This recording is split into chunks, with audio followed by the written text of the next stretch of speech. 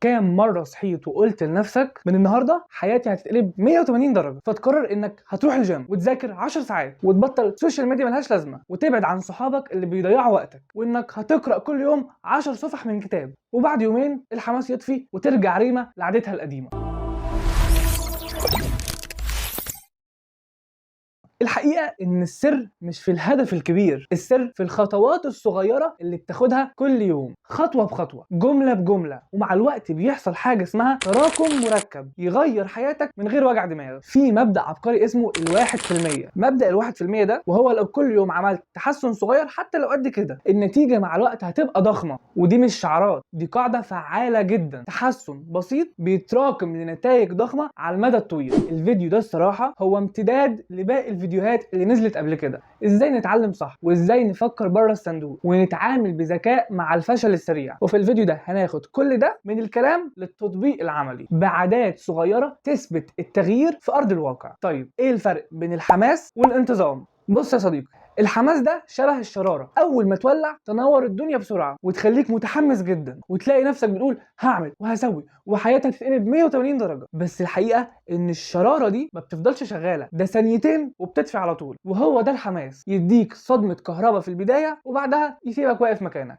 يعني مثلا تلاقي واحد قرر يروح الجيم، اول اسبوع تلاقيه نازل يتمرن 3 ساعات في اليوم وماسك الحديد كانه بيج رامي في نفسه ومصور نفسه وهو بيتمرن وكاتب رحله الميل تبدا بخطوه. وبعد اسبوعين هتلاقيه اصلا نسي شكل الجيم. ليه؟ لان الحماس انطفى. لكن في الناحيه التانيه الانتظام حاجه مختلفه تماما. الانتظام شبه النار الهاديه اللي بتسيبها تحت الاكل يستوي براحته. النار دي مش ملفته ومش هتخليك تتحمس، بس هي اللي بتستوي عليها الاكله براحتها وتطلع في الاخر مظبوطه ومية مية. يعني بالبلدي الحماس يخليك تبدأ زي الصاروخ بس أول ما طب يوقعك، والانتظام يخليك تمشي على مهلك بس تفضل ماشي لحد ما توصل. حلوة الصيغة دي، حلوة ها؟ والسر هنا بقى ان اللي بيكسب في الاخر مش اللي عنده الشرارة الكبيرة في البداية، لكن اللي بيكسب هو اللي عارف ازاي يفضل محافظ على النار الصغيرة دي وتكون شغالة طول الطريق. وده بالظبط الفرق بين انك تبني حلم وتسيبه او انك توصل وتحققه. نيجي بقى على قوة الانتظام والعادات الصغيرة. بص، في فكرة غريبة شوية، وهو ان التغيير الكبير في حياتك عمره ما بيجي من القرارات الكبيرة، لكن بيجي من التفاصيل الصغيرة اللي بتعملها كل يوم من غير ما تحس. يعني مثلا لو في يوم قطعت من شربك للشاي معلقة سكر واحدة مش هتحس بأي فرق، بس لو عملت كده سنة كاملة هتلاقي جسمك وصحتك اتغيروا من غير ما تحس، وهتشرب الشاي من غير سكر أصلا. وده سر الانتظام، إنك تخلي الحاجة الصغيرة اللي بتعملها عادة يومية. العادات الصغيرة عاملة زي الفوائد المركبة اللي في البنك، إنك بتحط مبلغ صغير جدا بيتضاعف ويتراكم لدرجة ما كنتش أنت متخيلها. في الأول شكلها تفاهة وفجأة تلاقيها كنز. اللي بيخلي العادات الصغيرة قوية مش حجمها لكن تراكمها. زي مثل بسيط، لو قعدت تطبق ورقة 50 مرة سمكها هيكبر، مش عشان الورقة سميكة لكن علشان قوة التضاعف والتراكم اللي عملتها في الورقة. وهنا بقى الخطر يا صديقي، ان العادات الوحشة كمان بتشتغل بنفس الطريقة. يعني مثلا سيجارة واحدة في اليوم، بعد سنين إدمان ومرض. تسويف كل شوية، بعد فترة عمر ضايع. فالموضوع زي السيف، يا يشتغل معاك او ضدك. يعني الانتظام مش بس بيبني نجاحك، ده كمان بيهدمك لو سبته في الاتجاه الغلط. والذكي مش اللي يقول هعمل تغيير كبير مرة واحدة، لكن الذكي هو اللي يزرع عادة صغيرة صح ويسيبها تكبر وتجيب نتيجة. خليني اوضح لك الفكرة اكتر شوية. في الشغل مثلا في اتنين اتوظفوا مع بعض، الاول كان متحمس جدا بيشتغل بالساعات وبيعمل مجهود كبير جدا، وبعدين بقى ينام يومين وثلاثة وكسل وغياب. التاني بقى كان هادي بيشتغل كل يوم وبيطور نفسه بمعدل بسيط جدا. بعد سنة مين اللي خد ترقية؟ مش اللي كان متحمس لكن اللي كان ماشي بمعدل منتظم. في العلاقات مثلا واحد في اول اسبوع مع اصحابه او شريك حياته في الاول بيدي طاقة حب واهتمام غير طبيعي وبعدين يختفي. ليه؟ ما هو خلاص خلص الطاقة اللي عنده، ما عادش فيه حاجة يديها. وواحد تاني كان عادي، كلمة كويسة كل يوم، موقف صغير بس باستمرار، النتيجة علاقته كبرت مع الوقت. في التعليم مثلا واحد يقولك انا هخلص كورس كامل في يومين بس، يقعد يتفرج وبعد شويه يزهق وما يكملش. وواحد تاني يتفرج على فيديو واحد بس في اليوم، بس بعد 3 شهور خلص الكورس كله وفهمه وكمان طبق عليه. الفرق بينهم ايه؟ ان اللي بيعتمد على الحماس بيلمع بسرعه ويطفي اسرع، لكن اللي بيعتمد على الانتظام يمكن ما يبانش في الاول لكن هو الوحيد اللي بيوصل وبيدنه لامع. جيمس كلير في كتابه Atomic Habits بيقول Habits are the compound interest of self improvement.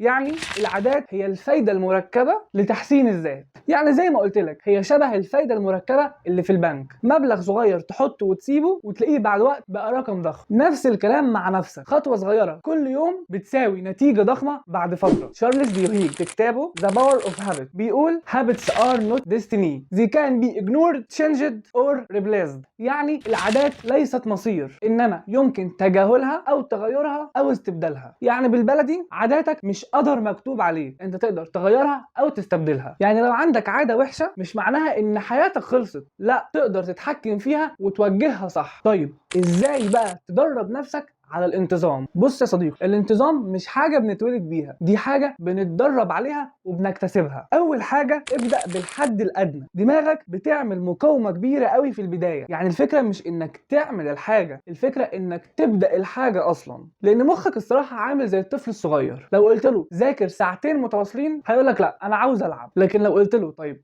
ذاكر 10 دقايق بس هيقولك تمام، 10 دقايق مش حاجه، ممكن اخلصهم. وبعد ما ال10 دقايق يخلصوا ممكن تلاقيه مكمل لوحده. والغريب ان الصفحه هتجيب صفحه تانية وهتلاقي نفسك خلصت 10 صفحات من غير ما تحس. تاني حاجه، اوعى تقطع العاده. اللي بيبوظ العاده مش انك كسلت يوم، اللي يبوظها انك تكسل كذا يوم ورا بعض. يعني مثلا لو كنت تعبان او مشغول عادي، بس اليوم اللي بعده لازم ترجع غصب عنك. يعني مثلا لو قلت لنفسك هقرا صفحه واحده كل يوم من كتاب وجيت في يوم ومعرفتش لظروف خارجه عن ارادتك، اليوم اللي بعده لازم تقرا حتى لو 3 سطور. المهم انك ما تقطعش العاده يا صديقي. ثالث حاجه، اربط العاده ببيئتك. الانتظام مش بس بيعتمد على ارادتك، ده بيعتمد على المكان اللي انت فيه. ازاي؟ سهل الوصول للحاجه اللي عاوز تعملها. يعني مثلا عاوز اشرب ميه كتير، حط ازازه ميه جنبك طول الوقت. عاوز اقرا كتير، سيب الكتاب في المكان اللي انت فيه مش في درج مثلا. عاوز ابطل سوشيال ميديا، اخفي الابلكيشن من الصفحه الرئيسيه او حط لها باسورد معقد. يعني ببساطه كل ما قللت المجهود اللي بتبذله علشان تبدا كل ما احتمال استمرارك بيزيد. رابع حاجه، قوه التكرار الصغير. مش مهم تعمل قد ايه في المره الواحده، مهم انك تكرر كتير. اللي بيبني عاده مش الكميه انما الاستمراريه والتكرار. يعني مثلا واحد بيقرا 5 ساعات في الشهر كله، واحد تاني بيقرا 10 دقايق بس كل يوم. هي نفس المعدل، لكن اللي بيقرا يوميا هيتعلم اكتر لان دماغه اتعودت تشوف القراءه كجزء من يوم. خامس حاجه، الالتزام العلني. لما تقول لاصحابك او تنشر للناس انك هتعمل عاده معينه، مخك بيكره يبان قدامهم كذاب او مهزوم، فده بيديك دافع اجتماعي انك تكمل. يعني اعمل جروب مثلا مع 3 من صحابك وكل واحد يكتب انه عمل الحاجه اللي اتفقتوا عليها. اللي يكسل الباقي يضحك عليه. النتيجه انك هتلاقي نفسك بتكمل علشان ما تكونش محرج قدامهم. انا عارف ان الموضوع ممكن يكون تافه شويه، بس صدقني الحاجات اللي انت فاكرها تافهه دي اللي بتفرق صدقني. سادس حاجه، اربط العاده بالهويه مش بالهدف. وهنا بقى مربط الفرس. بدل ما تقول انا عاوز اقرا كتاب كامل قول لنفسك انا شخص قارئ، وبدل ما تقول انا عاوز اخس قول لنفسك انا شخص رياضي. لما دماغك تصدق ان العاده دي جزء من هويتك هتبقى طبيعيه بالنسبه لك مش واجب تقيل.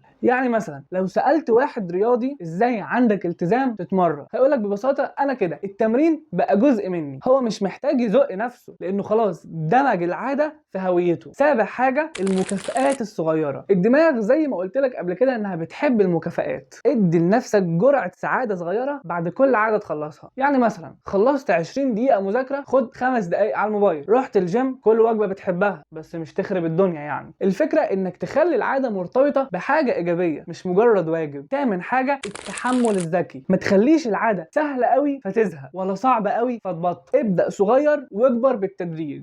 يعني مثلا اول اسبوع 5 دقايق جري، تاني اسبوع 10 دقايق جري، ثالث اسبوع 15 دقيقة جري، وهكذا وهكذا. الزيادة البسيطة دي بتخلي جسمك وعقلك يتعودوا تدريجيا فما تحسش بتعب ولا زهق. الخلاصة يا صديقي، كل واحد فينا عنده نفس ال 24 ساعة، بس الفرق الحقيقي مش في مين اشتغل اكتر، الفرق في مين استمر اكتر. خلي بالك لو ركزت في اللي قلناه من اول الفيديو هتكتشف ان السر مش في لحظة الحماس ولا انك تبقى جامد في يوم واحد. السر كله في الاستمرارية الصغيرة اللي بتبني جبل ضخم مع الوقت. النجاح مش بيجي من القفزة الكبيرة، النجاح بيجي من الاف الخطوات الصغيرة اللي محدش واخد باله منها. اوعى تستهين بخطوة صغيرة لانها ممكن تبقى هي الخطوة اللي تقلب حياتك بكرة. بس ما تقفش، لان اللي ما بيقفش هو اللي في الاخر بيوصل. وبس كده، يا رب يكون الفيديو عجبك واستفدت منه.